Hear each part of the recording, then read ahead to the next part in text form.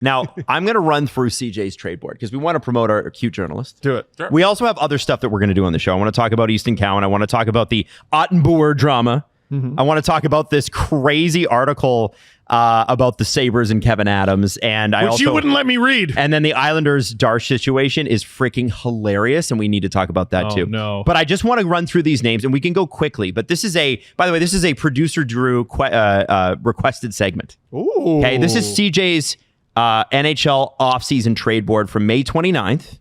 Okay, some of these names we've mentioned already, but I want to hear from you guys, yay or nay. And then and if it's a yay, I want to know how you get it done. As in, like, do you want to see them on the Leafs? And I do need to mention. Yeah, or any of the Leafs. I do need to mention. We're making it about the Leafs. We are actively in talks to have CJ on the show 100%. after the Stanley Cup final. Yeah. Before the draft. He's busy. He's busy. Yeah, we'll get there. He's being a cute journalist. It's also, if we'd had him on right away, what a waste that would have been. No. This has got to, I almost think we should wait until free agency's done and then have CJ on and go, okay, give us everything. No? Because CJ, he's gone to the Bob McKenzie school of tweeting out the last signing from the airport and then going to wherever. Well, No.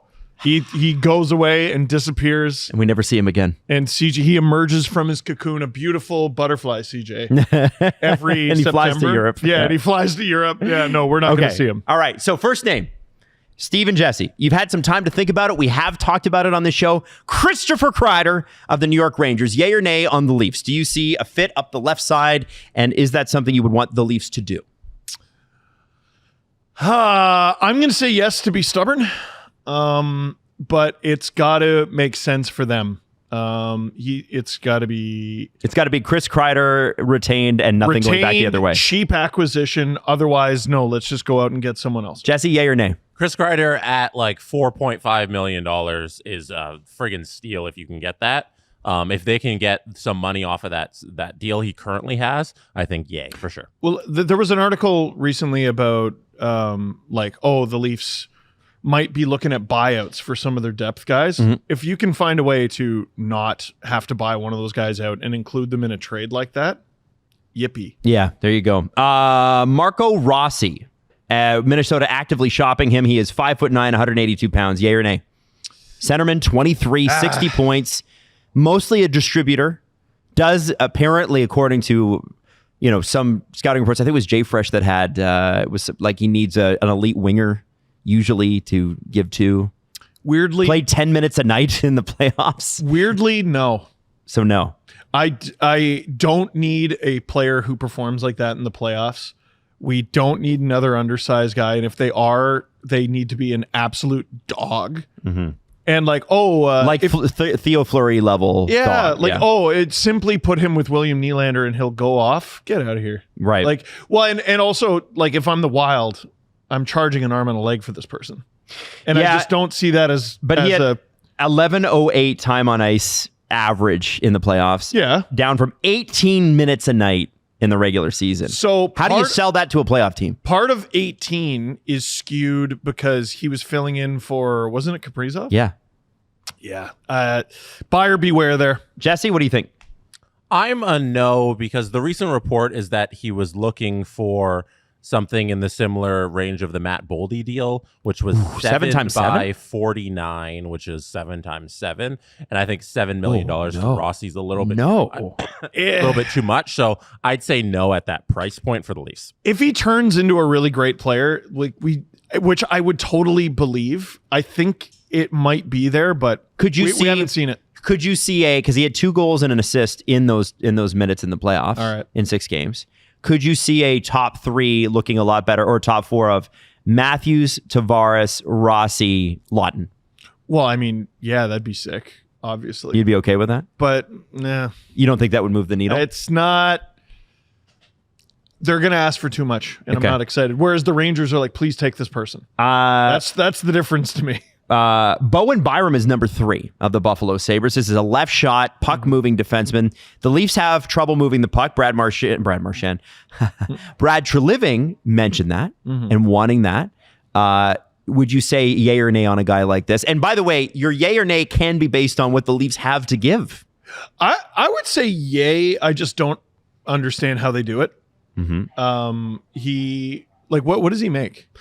He was coming off of a 2-year deal where he made 7.7, but I don't think he's going to get a huge raise on that. I wouldn't think he gets a raise at all. He might have to go backward. Yeah, he had 38 points in 82 games. I don't think that's a I mean, that's good enough. for the Sabres. But yeah, they're probably getting top time. My fear is giving someone good to the Sabres. Right. But they also might just screw it up because they're the Sabres. Jesse, yay or nay on Bo Byram? I'd say yay. Okay. Because I think if the number's like under $4 million, like who cares? Are you going to get Bo Byram for under $4 million? No, you're not going to. Didn't you say it was in and around what he's making right now? No, he's making 7.7 right now on a 2-year deal. Oh, is that what he's making 7? Yes. Right? Well, hold it on. changes No, your. I thought maybe it was it's like 3. Let me have a look. 8. Let me just have one more look. Did you maybe skip ahead to the No, next guy? I'm reading what the Athletic wrote. So Bo Byram. I thought it was like under 4. Oh, you're right. 3.85. Sorry. What? The way they wrote it. Look. Here's the way they wrote it. They wrote it at. So look. No. Seriously, look. Okay. They rate fucking Kreider's thing at 6.5 AAV, and then they come off, and then Rossi it's 2.59, Yeah. and then RFA coming off 2-year $7.7 million deal. Oh, but that's the total. I know, but they didn't say I that. hate when they do that. No, don't put the damn total. Yeah, I don't care So- what the total so you is. said I want three- the AAV. That's You made 3.85 million. 3.8, right? Yeah. So okay, he's going to get a raise from that. So if you get Oh, my Bo and God. Byram at 5 on a bridge deal. Oh, I'm into it. I'm into it. What do you give? I liked him in the 2022 Cup run. Again, he's not playing necessarily against top competition there. There's injury concerns there. Your left side right now, if you're the Leafs, is Riley, and then who's on the? Oh, it'd be Jake McCabe. I just don't know if you can afford it. What about Rasmus Anderson, who's next? And this is a yay plus for me. It is- I love this player, and I know he had a minus 38 last season. Who cares? Carlo on the third pair would. Holy shit! Like that's pretty good. Yeah, because he's a right shot defenseman. It would you get another really strong power play. Do you option. break up McCabe Tanev and put like say Anderson No. Tanev? No, I go Good puck battle winner. So he's a yay for you. Tanev, Anderson, Carlo. Mm-hmm. Oh man, it's I have a very hard time reading what the hell the Leafs are going to do back there because they're all locked up. They talked about how they like them all, and then they're like, but we also need to play different. So are you just going to tell them all of them? You're going to tell one of the oldest D-cores in the league, hey, just play differently? Well, I don't think that's the case. I do think they're going to try to move on from. I know that. So Morgan Riley has said, I'm not waiving my no trade. And then Pierre LeBrun apparently reported this weekend that the Leafs are like, well, we're not going to talk to him. But I just have this feeling. Oh, man. I don't Now, know. when you have a no move, that means can you be bought out on a no move? I think so. It just sucks to do. Yeah. There's no way. They're not buying out Morgan Riley, Adam. Stop it. Oh, is that where we've reached? So a buyout would be No. It would save them. Today on the train, I was looking at like guys on their fourth line, and you're buying out Morgan Riley. They would save $5.8 million next year. Yeah. 3.6, 3.8, 3.8, 3.8. Actual cap at 1.63, and then 3.6, 3.6, 3.6, 3.6, and then Adam. 2. No, They're not buying out Morgan Riley. How many years was that? that's a lot of years. Shut up. Okay, Stop so not it. that. Okay, let's move through this a little bit quicker. John Gibson, obviously a nay, I would think. No. Although he did have a kind of Keandre Miller name came up, and I thought A lot of defensemen. a lot of on this defensemen and young RFA defensemen. Yeah. Yeah. So like the reason you go for a guy like Rossi is like, well, he's young and he might grow into it, and yeah, the same thing goes with Miller. Yeah, I would love a player like that. Love a player at that age. Mhm. Again, I just don't know how you make it happen. Right. JJ Peterka, we've talked about. He'd Yeah, be fun. That Left winger. 12 Alan Walshes out of 10. Whoever Yes. gets JJ Peterka is. He's not going back. He's to such Buffalo. an animal. He's not going I back. hope he's a Leaf. I hope I'm so gonna say too. yay. Yo, stealing him from the Sabres would be very funny, but like you'd have to offer sheet him. and Yeah. I don't even know if they have the picks to Yeah, I don't know if it's even possible. Unless, no, they could trade for him. stop it. What? If the Sabres give, if the Sabres give JJ Peterka to any Atlantic team, move. Well, we'll get into that. Go to Quebec or something. We'll get into that. They should probably do that. Okay. Yeah, and bring in a new franchise. Can you look up offer sheet compensation? Sure. Please? Because we're going to get deeper and deeper into the weeds with JJ Peterka, who's my pet obsession. Jonathan Marchessault, who makes $5.5 million through 2029. He's 34. He signed just last year, and apparently he's a very honest person and didn't sugarcoat with the Preds how he felt about how things were going, and that apparently has not gone well. It's probably the manner in which it's delivered. Jonathan Marchessault at $5.5 million had 56 points. That's not great, but he's a proven playoff performer. Conn Smythe winner. Older guy. Uh-huh. And I wonder, obviously, I think LeBron already said Montreal, but the Leafs have a somewhat strong right side, but without Marner on, it's going to be a little bit weaker. Yeah, they have Nylander and here's a guy clear who hole at number 2. Guaranteed performs in the playoffs, is a total bastard, and $5.5 million in 2029 ain't going to be that much. We're talking about 5% of your cap. He makes Way half less. of what Marner made this past year. Would you go for a guy would you want a guy like that? Yes. Jesse, would you want a guy like that on the Leafs? Yes, I think that's a clear yes. Erik Karlsson, $10 million cap hit, 2 more years. Just no. No, you can move on. Okay. Not a Leaf. Here's a guy I like a lot, and people don't seem to like this guy as much as I do, and I don't understand it, but he's got 1 year left, $5 million bucks, and the New York Islanders are supposed to be going in a different direction, although I'm not sure how much direction Matthew Darche is going to be able to take with that team. Are you about to say Peugeot? I am. I do like that player. JG. Yeah. Now, the Leafs have enough guys that don't score a lot, but JG Peugeot feels like a guy who's worth getting because his defensive skills are actually elite or one of the better. He's one of those guys where I'm like, am I remembering what he was? Is he that good, or am I remembering COVID bubble dude? That was so long ago now. Yeah. I don't know if he pushes the team forward enough. Does he fill that hole at 3C if you're signing Tavares and you can't find another? Yeah, I feel like it helped the Leafs, but it feels more like a trade deadline acquisition. Yeah. And you keep him for a couple months and see how it goes, and then you move on. Yeah. I don't know if it's that's probably what he'll be. That's the move for the Islanders. That's not an off-season deal. No, it's an off-season deal. It's 1 year left. That's where you get the most value most of the time. So wait, He's got has this year. upcoming season. That's it. And another. No, this is it. Just this next one. Nah. This feels like the Leafs build their lineup, right? Yep. And at trade deadline, you add Peugeot to the team, and then whatever you had, you're now stronger. It doesn't feel like you go get him in the offseason. It feels like you wait till February and then go do the deal. Got it. Okay. I don't know. That's something. Nicholas Robertson, will he be back? Oh. I don't think. I think you keep him.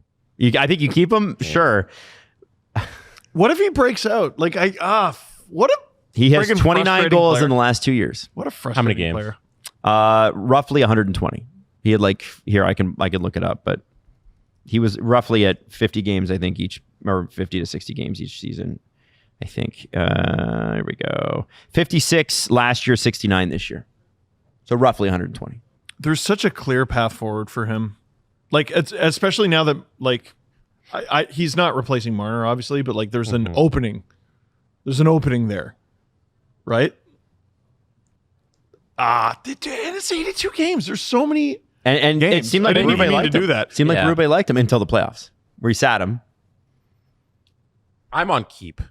Keep. You're a keep? Okay. He's so cheap and young. He's still so young. Might as well. I'm going to skip past Connor Murphy because I think the answer for the Leafs is no. You don't need that, I don't think. Braden Shen's name has come up again. The Athletic has him as a left wing. What they apparently wanted for him was crazy. And I just question why the Blues would move on from him. Well, see, now it's the offseason and everyone's a little bit more reasonable. Yeah. Yeah. Right? I mean, the Blues, again, are in a great spot. They can keep this player. Mm-hmm. They could trade this player. It doesn't matter. I kind of see that as a July thing. Okay. Because if you miss out on Tavares or who are some of the other centers, like Bennett, Duchesne. once Duchesne comes off the board, you're like, all right, maybe I need to go and try a Braden Shen move. Yeah. For the league, I think that's a great fit. Last one, UFA. There's a few others on here, but I think this is the last one that I really want to mention. Nikolai Ehlers, 63 points, 69 games, coming off a 7-year, $42 million deal, can be signed just for money. And the Leafs will front load you and bonus you as much as you want. Kevin Cheveldayoff indicated he'd like to make Ehlers a Jet for life. The early indications are that he's going to have a difficult time doing so, according to CJ. So, is Ehlers a guy that not only is a fit with the Leafs, but a fit on the side that they need more help on? Yes. Well, and he can play both. Yes. Oh my God, yeah. I want Nikolai Ehlers. To have him and Nylander at the same time after the 2014 draft is so funny. Is that enough for the Leafs? Like, Ehlers is probably a pretty expensive contract, right? Now, the Leafs have money to spend. This is the problem with free agency, right? Yep. They really don't have as much as you think. Well, they have a lot. They have a lot. Okay, you have a lot of money, but you also have a lot of holes. It goes that away equals quick. not a lot of money. Yeah. Like I look at having a lot of money as we have 25 million and 2 spots to fill. Yep. That's not it. We have 25 million and we got to fill out like a quarter of our roster. Like, well, all of a sudden, it's Okay. actually not a lot I of also money. think like the Leafs should be holding back and saving money for the 26 This is going to be my next question. where there are going to be more free agents and more money available because the salary cap's going up. So like I actually think there isn't a lot available for the Leafs this offseason. What if you offer $1 bajillion for 1-year deals Yeah. to sign these mercenaries Yeah. until Connor comes No, home? 100%. They I think you should do be that. thinking about the shortest term possible with these players. But guys in free agency don't want to sign 1-year deals. Well, they might this year. Some of them might be open to it. They're hockey players. Yeah, Like, you're right. you're thinking like, oh, Alan said it. Alan was mentioning it. you're thinking like creative people within the industry who are like, this is the best way to go about your career and your business. You sign these 2-year deals, these 1 years, and then you get more money later on. These guys just want to lock up in the middle of nowhere. I mean, Domi and Bertuzzi did. They signed here, got their 1-year deals, right? But they were, Bertuzzi was a day 2 signing, I think, July 2nd. The chairs had already Don't danced remember. and it was a flat cap and the Leafs were the only one left. What about this? Because the way I was gonna introduce it was Selke nominee Ilya Mikheyev. the rumor, which we love, is that the Raptors and Giannis Antetokounmpo have mutual interest. That'd be Okay. sick. And so for the Leafs, the same thing could happen next season with Connor McDavid. Woo. Now, he goes and he wins a cup this year and he goes and repeats next year. Yeah, take that off the table. No, I think it's more likely. You think it's more likely? Yeah, it's the Giannis situation. He's won NBA championship in Milwaukee. They drafted him. He's been there his whole career. He did his service to that fan He doesn't base, know the man. to that city. Connor McDavid winning a cup this year or next year actually strengthens the likelihood that he'll leave because then he's accomplished all he's needed to do in Edmonton, and it's okay if he moves on. It's not like he's leaving them hanging in the balance so close. Right. It's you accomplish this thing, now you can move on. But you know that he's going to want to go to the team that makes him feel like he can win. How do the Leafs become the most attractive team? By saying, Connor, we're just you away. By adding Connor McDavid and Austin Matthews and William Nylander to the team. I think Connor McDavid goes, yeah, no, I'm here now. Yeah. Because I'm Like- fully resigned, guys, to a step back season for the Leafs where they don't.